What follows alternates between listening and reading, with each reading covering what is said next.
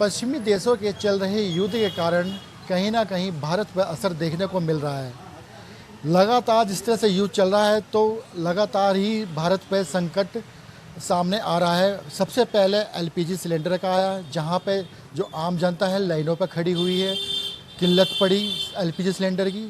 और उसके बाद अब पेट्रोल डीजल की भी किल्लत देखने को मिल रही है, जहां 2 दिन पहले भारत के प्रधानमंत्री नरेंद्र मोदी ने भारत की जनता से अपील की है कि जो पेट्रोल डीजल है उसका कम प्रयोग करें। और वहीं एक अपील और करी है कि जो पूरे 1 साल तक सोना ना खरीदे।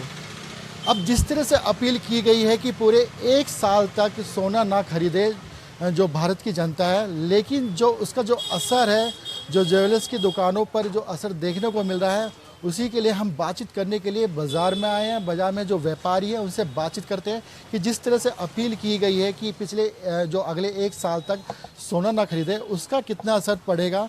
हम एक दुकान में आए हैं, दुकान में कुछ व्यापारी आज जो आपस में चर्चा कर रहे हैं, बातचीत करते हैं कि जिस तरह से जो प्रधानमंत्री ने 1 साल तक जो सोना ना खरीदने की बात कही है।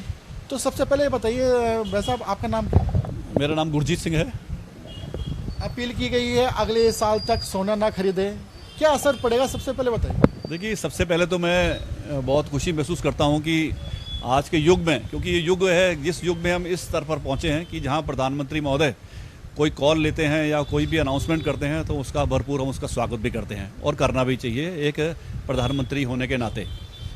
मगर कुछ चीज़ें ऐसी जो हैं, एक बहुत ही इसे बोलते हैं विवादित, मैं नहीं बोल सकता हूँ कि, मगर एक ऐसी मेटल के ऊपर आपने जो है एक स्टेटमेंट दिया कि हाँ भाई कि अर्थव्यवस्था जो है हिंदुस्तान की, उसमें बढ़ोतरी के लिए कोई फर्टिलाइज़र यूज़ ना करें या अपना व्हीकल कम यूज़ करें या कुछ और तरीके हैं जिससे हमारी जो अर्थव्यवस्था है वो काबू में आए और जो फॉरेन करेंसी है वो भी हमारी काबू में आ सकते हैं और जो हमारा स्तर है, एक जो फाइनेंशियल स्तर है हमारे देश का, वो उन्नत कर सके।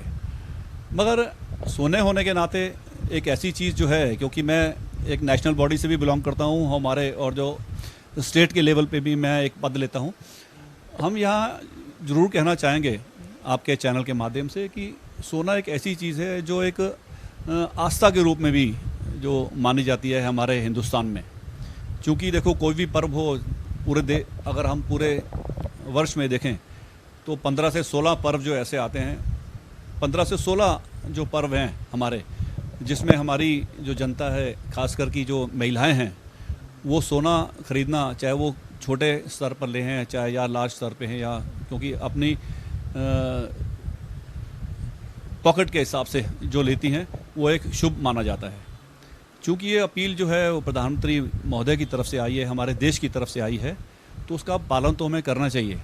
मगर साथ साथ उसके 2-3 पहलू भी हैं कि सबसे पहला जो एडवर्स इसका इफ़ेक्ट पड़ेगा हमारे जो मैन्युफैक्चरर्स हैं, जो लार्ज स्तर पर जो सोना चांदी का आभूषण का निर्माता हैं या निर्माता हैं, या हमारे उसमें एक्सपोर्टर्स हैं और इम्पोर्टर्स भी हैं, उस पर जो एडवर्स इफ़ेक्ट पड़ेगा सबसे पहले तो वो जीएसटी पे पड़ेगा। क्योंकि जहाँ सोने का लेन देन, चाहे वो राष्ट्रीय हो या अंतर्राष्ट्रीय स्तर पर हो, उसका जो असर है वो हमारे जीएसटी के ऊपर पड़ेगा। और हम कई सालों से देखते आ रहे हैं कि हर तिमाही में जो सरकार ये अनाउंस भी करती है कि हमारा आज का जो जीएसटी का वो है स्तर, वो बहुत ऊंचाई पर पहुंचा है। तो हमें इसके ऊपर नाज भी होना चाहिए हमारे देश के ऊपर, और ख़ास करके जो हमारे सराफा व्यवसायी हैं, जिनका बहुत बड़ा योगदान रहता है हमारा जीडी के ऊपर, जो योगदान है उसको भी अगर हम ध्यान से केंद्रित करें तो थोड़ा फ़र्क तो देखो पड़ेगा ही। चूँकि ये कॉल है प्रधानमंत्री ऑफिस की तरफ से, तो थोड़ा सा इफ़ेक्ट तो पड़ा ही है।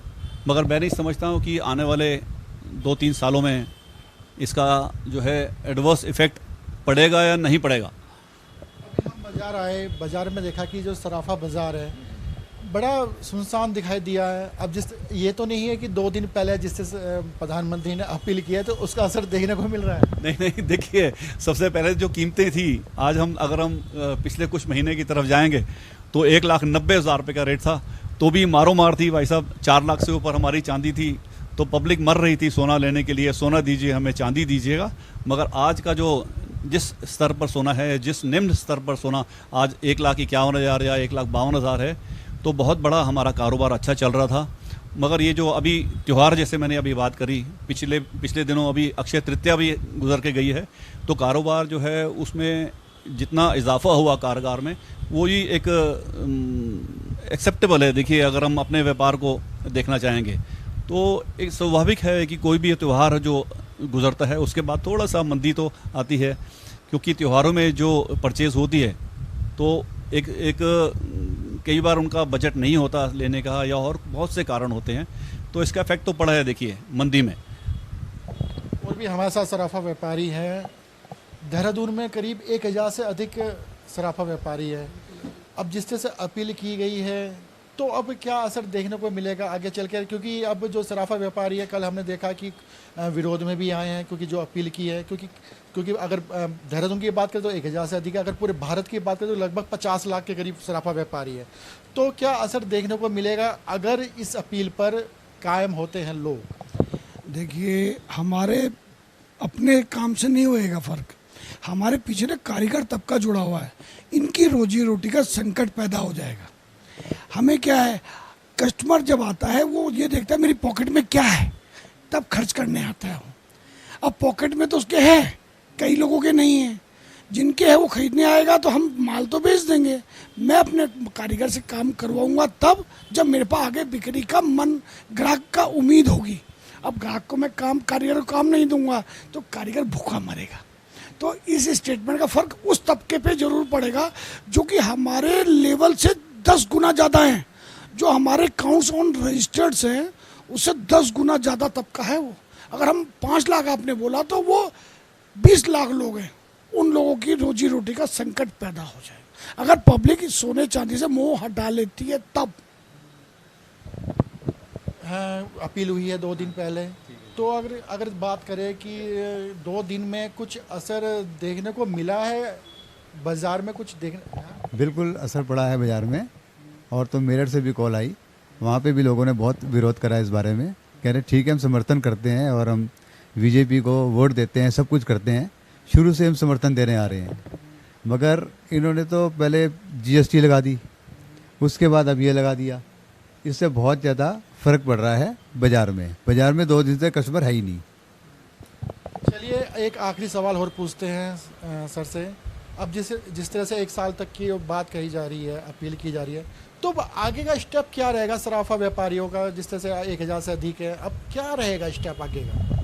देखिए, जिस प्रकार हमारे एक साथी ने बोला कि जो हमारी व्यवसाय की रीढ़ की हड्डी है वो कारीगर तबका है, तो इसको भी केंद्रित करते हुए सरकार को ये चीज़ें समझनी चाहिए कि जो ये हमारा कारीगर तबका है, इनकी रोज़ी रोटी का जो सवाल है, इसके बारे में भी एक बहुत बड़ी एक चिंता का विषय बन सकता है। मगर मैं नहीं समझता हूँ कि इसका इफ़ेक्ट कुछ ज़्यादा पड़ेगा। ठीक है, कॉल है वहाँ से हमारी पीएमओ से, मगर इसका इफ़ेक्ट पड़ेगा इसलिए नहीं पड़ेगा क्योंकि शादियाँ, बर्थडेज़ और कोई त्यौहार हैं या और कोई इवेंट्स भी आते हैं जहाँ पर सोना लेना या देना बहुत शुभ समझा जाता है। तो वो इस चीज़ को केंद्रित करते हुए मैं ये समझता हूँ कि व्यापार जो है हमारा, व्यापार को इफ़ेक्ट ना करते हुए तो एक ऐसी पॉलिसी लाई जाए कि और बहुत से चीज़ें हैं, बहुत सी ऐसी पॉलिसीज़ हैं जिसके द्वारा हम अपनी जीडीपी को या हमारे जो फॉरेन करेंसी को है जो होल्ड किया जा सकता है। यह बहुत सोचने का विषय है और सरकार इसके ऊपर बहुत गंभीर होना भी चाहिए कि हमारी जो अर्थव्यवस्था है वो बहुत एक रीढ़ की हड्डी देश की मानी जाती है, तो उसको कंट्रोल करना जो है वो हमारा सरकार का एक दायित्व भी बनता है और आगे से सोच समझ कर जो पॉलिसी हैं वो लाई जाएँ तो बेहतर होंगी। मेरे को लगता है कि मोदी जी बहुत लेट हो गए इस अपील को करने में।